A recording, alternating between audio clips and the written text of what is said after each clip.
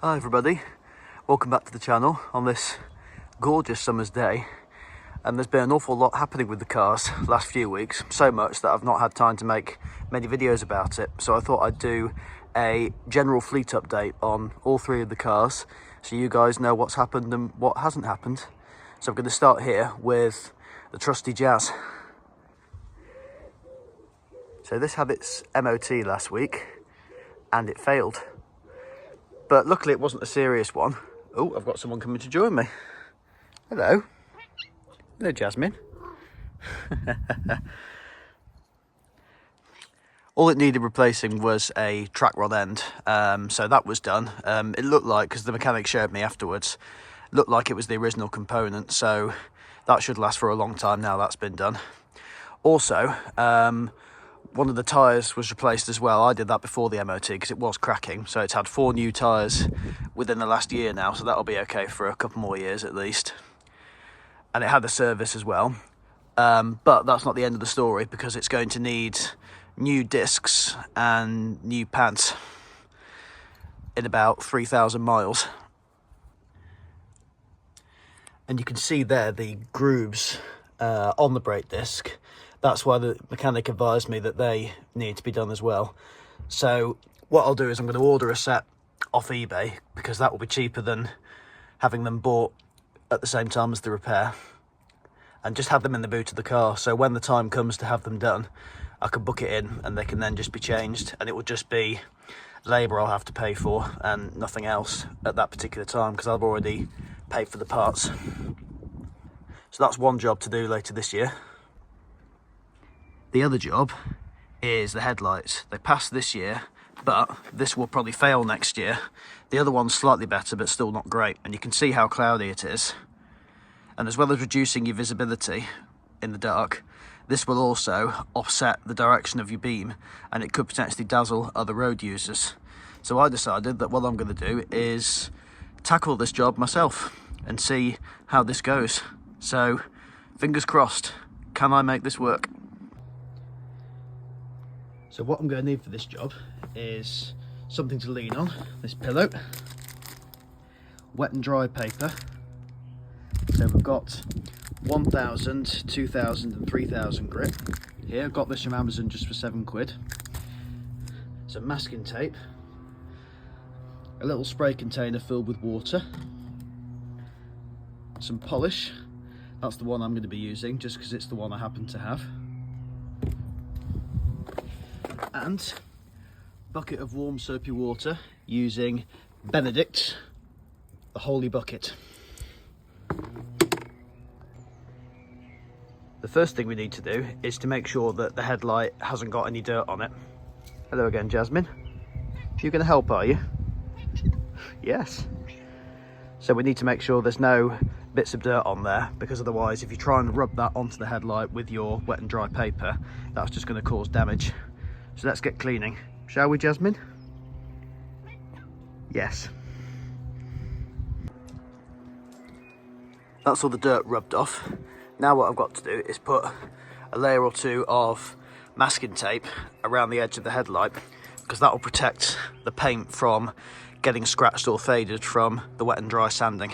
So I'll do that now. So that's all masked up now. So it's now time to apply the wet and dry, and we'll start with the 1,000 grit. And I need to make sure that I use this to lubricate the light, because obviously you want to make sure it's all, oh, spray's not working well, but you get what I mean. Make sure that's lubricated when you sand it. So there's the result of the sand with 1,000 grit. So I've now got to wipe that off and then apply the 2,000 grit when I've re-lubricated the headlight again. So I've given that a wipe down and it's dry again. Now I've got to lubricate it again and put the 2,000 grit on there. So that's all the sandpaper or wet and dry paper application all done. I've not even polished it yet, and you can see there the difference it's made. It's absolutely fantastic. So I'll dry this off and I'll apply the polish, and hopefully we'll see an even more of a transformation. So that's the end result, a bit more polishing and a little bit more sanding. Not quite as good as I was hoping for, to be honest, but it has improved it, which is what I was looking for. And it must be cloudy on the inside, because this is silk smooth now. There's no indentations on it or anything, and there was before, so at least from this side it will be better. So we're gonna have a go at the other one now. The other one isn't as bad, so I'll probably start with 2000 rather than 1000 on this one, and probably just only on this bit here, because most of the rest of that is okay. So let's see what we can do with that. Now that actually has had the desired effect. So clearly there was obviously some fading on the outside of this one. There doesn't seem to be a great deal on the inside, so I think that one next year for the MOT will probably be okay. There is this dent that was caused by a stone that's rusting, so I might have to do that at some point, but right now it's all right. I mean, this one is, I was hoping for a bit better, to be honest, but I can still see that there is progress, but there isn't any rough surface at all on that. So the wet and dry has done its job, but obviously if the fading is on the inside of your headlight unit, there's not really a lot you can do about that.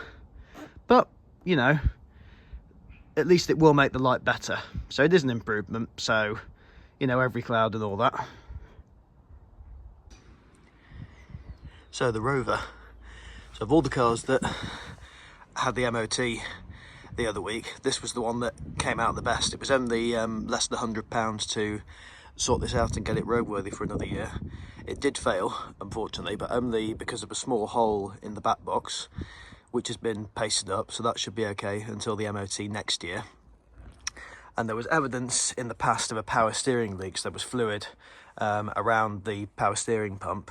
So that was cleaned off, because obviously whenever there's fluid around, the MOT inspector will assume that there's a leak. So my mechanic cleaned it all off and waited for, I think, hours, to see if anything else would leak out, because I did think there was a power steering leak on this car, but nothing leaked out. So it went in again and it passed. So fortunately there isn't any leaks coming from the power steering on this, like I thought originally. So that was a really good bit of news to hear. There is a small oil leak, but it's only very, very small, so I'll have a look at that when I service the car, because that's the next job, and I'll do that over the next couple of weeks. I've ordered the service kit from Discount MG Rover Spares. Something that I will have to do later this year, probably before the winter, is both the front tyres are getting close to the minimum. This one, you can see there just on the sidewall, there's bit of cracking that you can start to see, and it is getting a little bit worn. The other one is even worse actually. It's still okay, but obviously that's something to bear in mind, so I probably will have that dealt with over the next few months as well. Ooh, that's my gate deciding to be an arsehole. But one thing I can do is I can do some work today on the interior of this car, because I'm taking this to the Chiltern Hills rally next week. We're going on the Beards and Bangers stand, and the new mats that I've got for it could do with a bit of a clean up. So here they are. You can see they don't look too bad, but a bit of Autoglym product and a bit of soapy water will make those come up a treat. So I'm going to take those out now and hopefully make them look really good. So there's the back side of the mats, and as you can see, particularly on this one, there's mould to clean off it, because they were stored in the barn for quite a while. So I'll do this side first, then they can dry in the sun because it's a lovely day today, and then I'll do the other side of them. So I'll just get some warm soapy water and we should be good to go. So that's all the mould scrubbed off, so I'm just going to leave them to dry in the sun.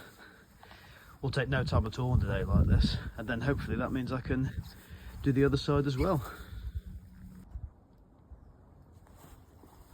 That's both sides washed now, just drying out. I looked at the Autoglym vinyl and rubber care that I've got, and it says that you shouldn't use it on floor mats. I'm assuming that's because it might make them slippery, so it might make it difficult to drive. So I've ordered some Back to Black from Amazon, so I'll apply that on it when that arrives, and I'll probably insert that clip just after this one. But they're looking brilliant now. And then when the Back to Black's on it, this shine that you're seeing now with the wet water, water's always wet, what are you saying, you stupid person? The shine that they've got when they're wet should hopefully be a permanent feature when the Back to Black arrives. So you can see a before and after comparison of this. This is the stuff that I've used. Back to Black bumper and trim, what was recommended. You can just see what difference it's done. Quick shake and a quick spray, and it's transformed this mat brilliantly. So I'm going to do the other three now, leave them to dry for a little bit, and yeah, certainly £11 well spent.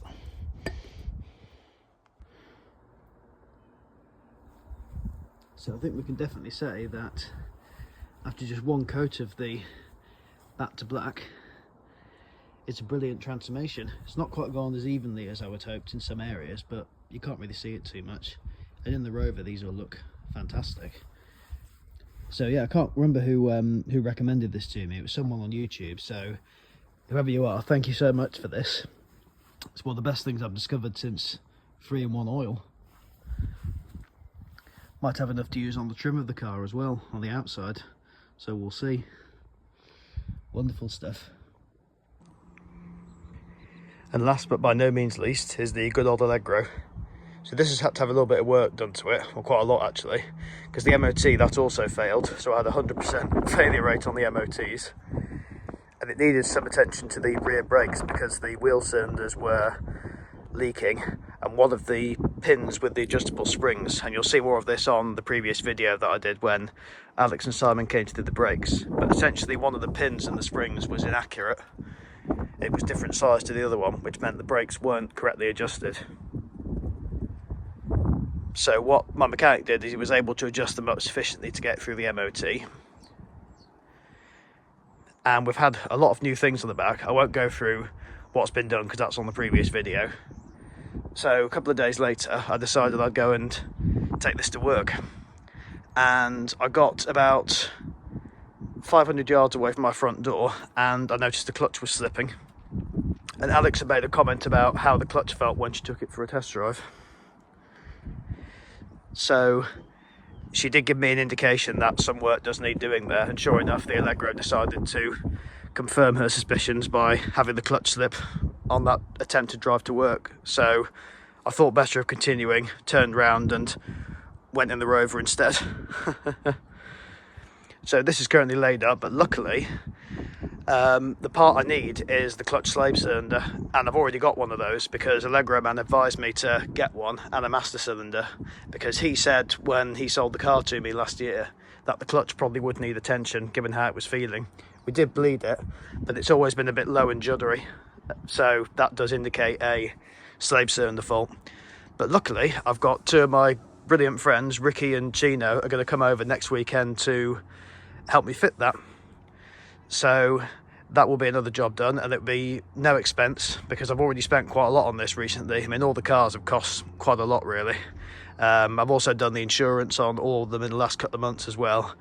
But luckily there shouldn't be any more unexpected bills for a while, because the next one, bar a couple of little things I've got to buy for some of them, is the Algro's servicing in August, and then the Jazz's tax in November. So there is a little bit of time, fair bit of time actually, so I'm hoping that I can start building up money really. I'm going to shelve the bodywork on this for now. It's not an urgent job, and I just don't really want to spend that money at the moment. I'm also going to budget for the suspension because it is the original unit, so I do want to get those done at some point. But right now they're okay, they're holding gas no problem, and fluid, the height's correct. So I'll worry about that as and where I need to, but I'm not just going to throw money away when I've already spent lots of money already. I want to be careful. So that's where things are at the moment. So thanks very much for watching. Hope you've enjoyed. Please like, comment and subscribe, and I'll see you guys very soon. Look after yourselves. Goodbye.